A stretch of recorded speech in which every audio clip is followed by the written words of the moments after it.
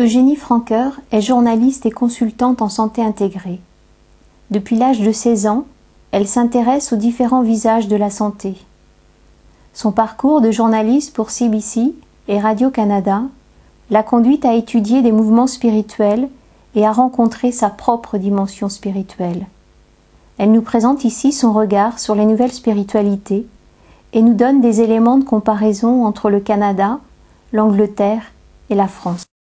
J'ai commencé à travailler sur un documentaire sur la spiritualité. En fait, ça s'appelle « Les gourous des temps modernes ». C'est un projet à long terme. C'est un projet vraiment, c'est ce que j'appelle mon bébé à moi. Et c'est vraiment le résultat de mes recherches et de mes lectures et de mes rencontres avec les gens.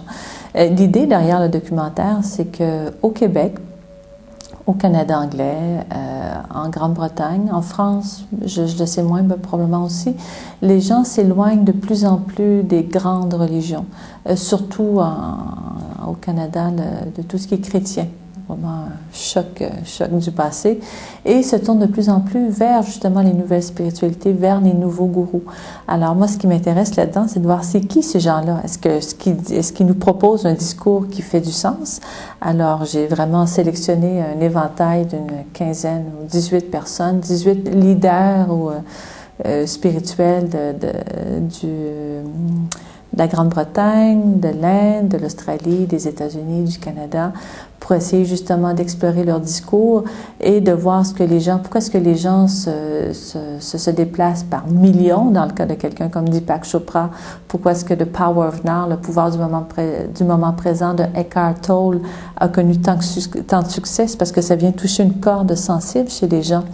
Et moi, l'idée que j'ai derrière la tête dans ce documentaire, c'est vraiment d'apporter au grand public une démystification de la spiritualité.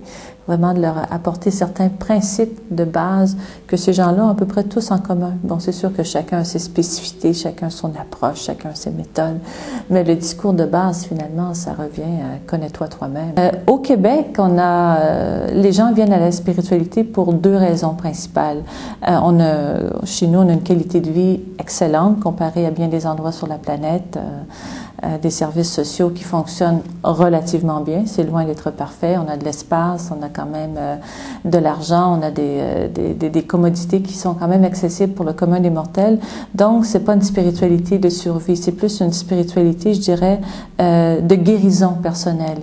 Il y a souvent là où les gens ont le plus de difficultés, c'est dans les relations avec les autres.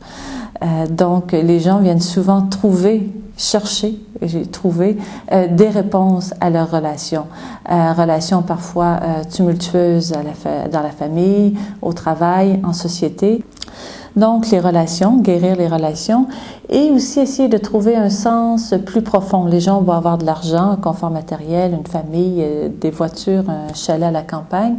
Il y a encore un vide intérieur qui est très, très, très, très présent, on le sent. Je dirais qu'au Québec, généralement, les gens sont libres de choisir, de penser, d'exercer, de choisir la spiritualité qu'ils veulent. Il y a probablement des exceptions, donc c'est pas tout noir ou tout blanc. Bon, au Québec comme ailleurs, on a eu quelques scandales d'ordre spirituel, mais je pense pas que les scandales soient limités au domaine spirituel. Il y a des scandales dans les compagnies, dans les familles, partout. Mais généralement, je dirais que la spiritualité est plutôt bien vécue et il y a un sentiment de liberté. Moi, quand je suis à Montréal, à la maison, chez moi, j'ai pas à me cacher. Au travail non plus, j'ai pas à faire semblant que je médite pas. J'ai pas à cacher mes allégeances ou mes croyances spirituelles. Toute la question des médecines douces et de la santé, par exemple, en Grande-Bretagne, il y a un discours, il y a un espace dans les journaux. Si on ouvre le Times de Londres ou le Guardian ou les grands journaux britanniques, il y a une information avant-gardiste qui se fait. Alors qu'au Québec, je trouve qu'on est encore très, très, très prudent. On a tendance à mettre des paires de gants blancs et on a tendance aussi à se contenter du discours des gens officiels, des porte-paroles officiels, des gouvernements, des organisations bel et bien formées. Lorsqu'on s'adresse à un sujet comme celui de la spiritualité, c'est jamais noir sur blanc. C'est pas de la science, c'est pas des données, c'est pas des faits, c'est plus du vécu, c'est plus une recherche personnelle. Alors moi, j'ai toujours comment est-ce qu'on peut parler de spiritualité de façon superficielle sans en avoir soi-même fait l'expérience. Alors c'est un peu paradoxal que des journalistes qui n'ont pas d'expérience spirituelle puissent se permettre d'être critiques de spiritualité. De la même façon, est-ce qu'on enverrait quelqu'un, un néophyte politique, couvrir un grand congrès politique? Non. Alors, mais en spiritualité, on fait ça. On demande à des gens qui n'ont pas d'approche spirituelle ou de connaissances spirituelles d'être à la fois juge et partie d'une vie spirituelle. Personnellement, moi, je ne comprends pas ce qui se passe en France. Je trouve ça inacceptable. Je ne comprends pas non plus le motif d'une telle prise de position aussi forte. Parce que je pense que la spiritualité a intérêt pour le bien-être personnel et le bien-être de la planète également. La spiritualité a intérêt à être démystifiée. J'aimerais ça comprendre ce qui justifie une telle prise de position. J'aimerais ça comprendre aussi comment des gens qui essaient de faire le bien sur la planète, des gens qui essaient de donner, partager, des gens qui cherchent pas d'argent, qui veulent rien de vous, puissent être catégorisés comme des gens potentiellement dangereux.